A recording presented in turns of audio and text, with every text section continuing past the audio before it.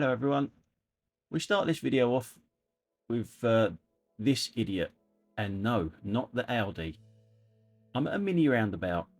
It's a very tight 2-lane mini roundabout, so very few people use both lanes because it is just too tight when you get to the mini roundabout. But not this idiot.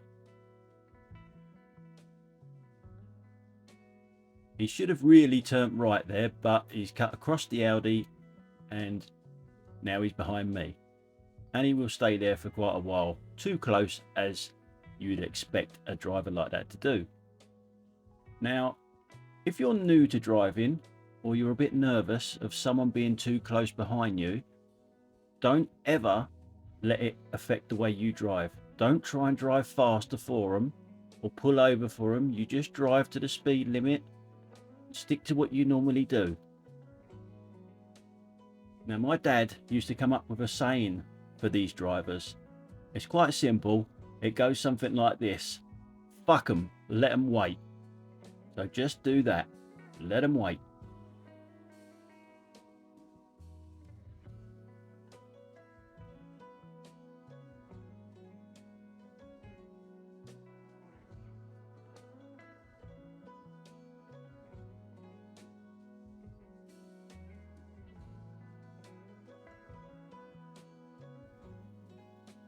Now, the camera really doesn't do this justice to just how close he is to me and how bright his lights are as well. But as I say, don't let it affect the way you drive. Just stick to the way you do it. That's his problem, not yours. If he wants to drive fast, that's down to him. Just stick to what you know and what you want to do. And you'll see here what type of driver he is again. Now I can see, the camera can't, but the cars in front are indicating right. He's not going right, he's going straight on. Now that car there is also going straight on. But they're very important people. And obviously when the lights go green, they're just going to cut in. But eventually they will do it to the wrong person and they come a cropper.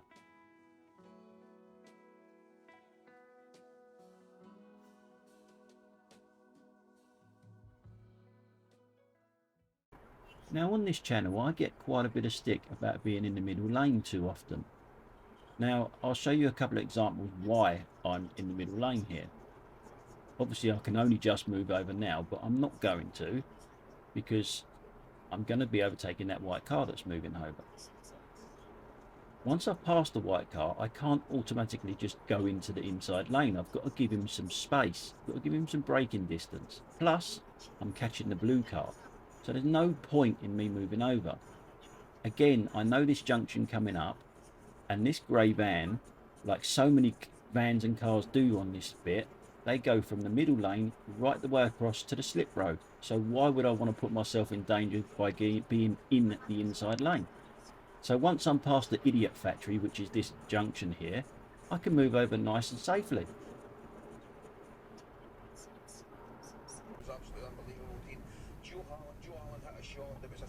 Effectively heading for at least Oman, possibly Saudi Arabia, never getting in.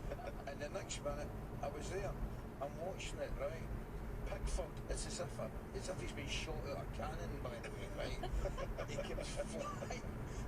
The only thing was missing was a big suit with S on it. Right? He comes flying across. He's clearly This stupid bloody Audi trying to overtake. Look how close he is to that van in front. Trying to overtake him in a single lane. If he waits just a few seconds, it goes into 2 lanes and he can overtake. Now watch him go. Bye, knobhead.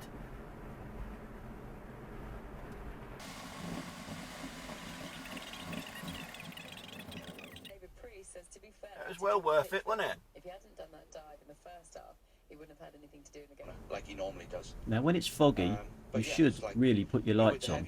You should also still stop at red lights. The World Cup, and you can't go in there without training. It's like a boxer going into a world title fight without training. This is another thing that I get a lot of messages about, shall we say. Some of them not so nice. About politeness on the road, you can see that I've pulled in quite sharply as well to let this one go. But obviously, I get no thank you at all. You're welcome. It's manners. Just manners. It really is. Thank you.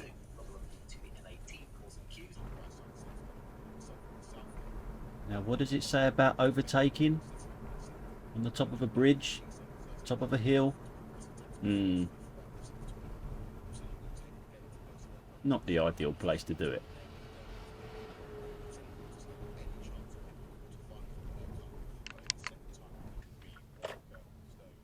Zebra crossing, you should be looking for it.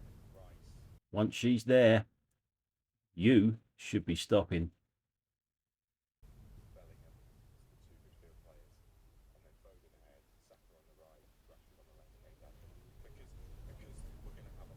And a little indication wouldn't go amiss neither.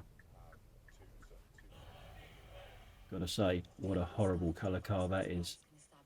I also get a lot of stick about having a pop at Audis. Now I can't say that that was a Ford that went through that red light there when it was an Audi.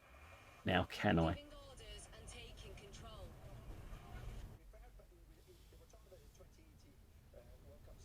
Just driving through this council estate, it always amazes me how people get access to it if you're on foot.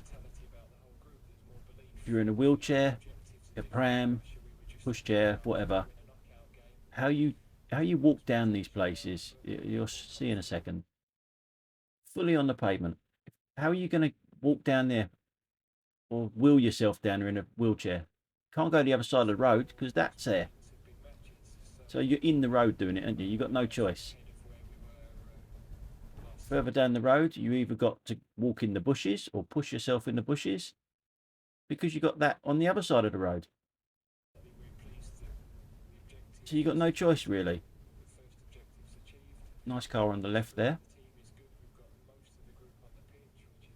And then you come round the corner and there is no pavement, so people are walking in the road.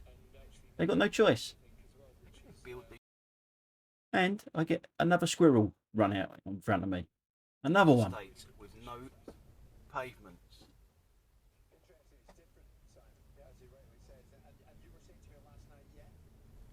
You come round here and they're supposed to walk on that on the right hand side there. Subject to suitability. The signs are there. That one there. When the van moves, you know what he's doing. Unfortunately, the camera don't pick it up. That he's on his phone. Driving, mate. You're just pissing about on your phone, aren't you? Can see ya. How to get a bib?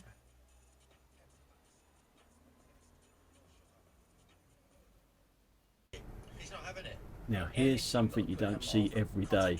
I've probably waited about 8 months to see this. An Audi actually indicating. It comes from over there. Well, it should do coming up to a roundabout.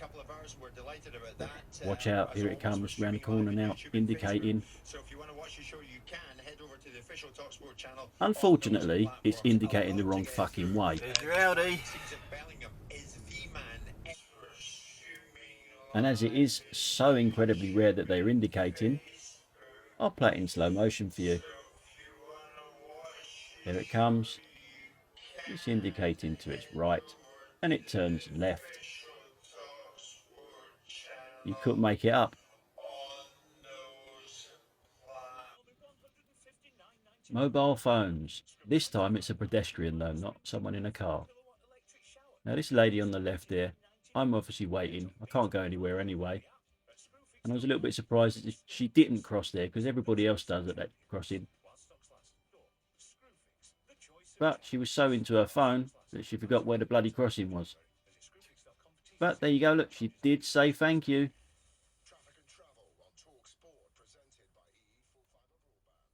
Hazard perception test. How many can you spot? How many can you spot? How many can you spot? How many can you spot? Okay, how many hazards can you spot? There's quite a few coming up. I will replay the video with what I saw, so there's no need to rewind it. See if you came up with the same answers that I did, or am I being really picky? But see if you've picked up anything that I didn't. Let us know in the comments.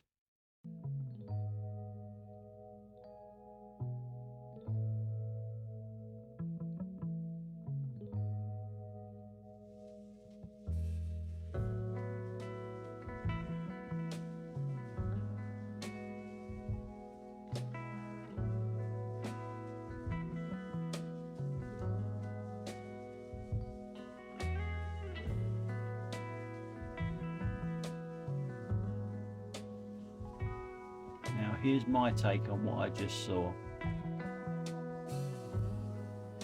First off, we've got the motorbike in the right turn only lane, with the pedestrian standing right where he could potentially be crossing into.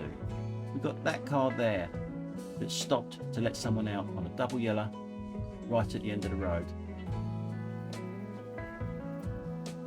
Now obviously the pedestrian is in the way of everything, shouldn't be in the road. But this car here isn't indicating, so no one knows where it's going. And a pedestrian was on the phone as well. So now this car has straightened its wheels now, so it looks like it's going where that car's coming out of. Now we end up with this scenario where there's 1, 2, 3 of them all in each other's way, and some of it, most of it, caused by the pedestrian. And what I mean by that is that she's delayed the car coming out from the left. The car would have been gone, but she was in the middle of the road in the way. Let me know what you think in the comments.